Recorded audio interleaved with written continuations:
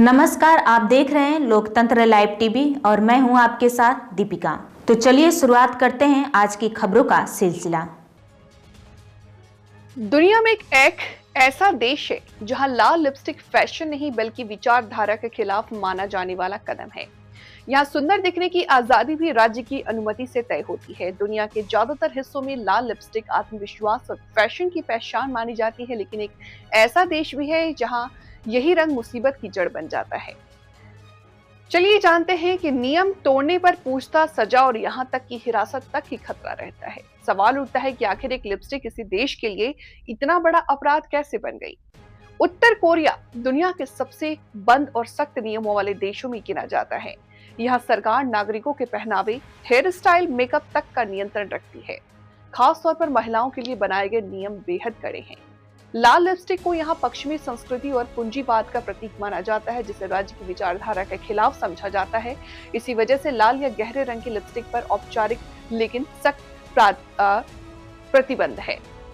लाल lipstick को व्यक्तिगत आकर्षण, ग्लैमर और पश्चिमी प्रभाव से जोड़कर देखा जाता है।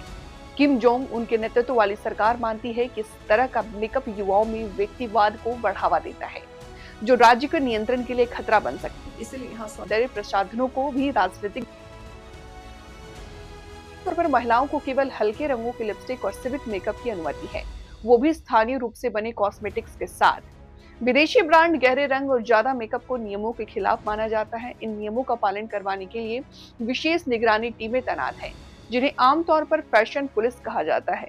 ये टीमें सड़कें, कॉलेज और सार्वजनिक स्थानों पर महिलाओं के पहनावे और मेकअप पर नजर रखती है। लाल लिपस्टिक या प्रतिबंध मेकअप का इस्तेमाल पकड़े जाने पर सजा की प्रकृति हालात पर निर्भर करती है। कई मामलों में चेतावनी या जुर्माना लगाया जाता है, जबकि गंभीर या बार बार उल्लंघन करने वालों को पूछताछ, सार्वजनिक फटकार, सुधारात्मक श्रम या अस्थायी हिरासत का सामना करना पड़ सकता है। मानवाधिकार संगठन के अनुसार कानूनी प्रक्रिया के बिना ये दी जाती है। उत्तर कोरिया में मेकअप पर पाबंदी सिर्फ सौंदर्य से जुड़ा मामला नहीं, बल्कि ये सरकार के सामाजिक नियंत्रण का हिस्सा है। जिस तरह से हेयर स्टाइल की ये सूची दी जाती है, उसी तरह मेकअप भी राज्य की स्वीकृति सीमा में होना चाहिए। विशेषज्ञों का मानना है कि इस तरह के नियम लोगों की व्यक्तिगत पहचान को सीमित कर सत्ता के प्रति एक रूपता बनाए रखने का तरीका है।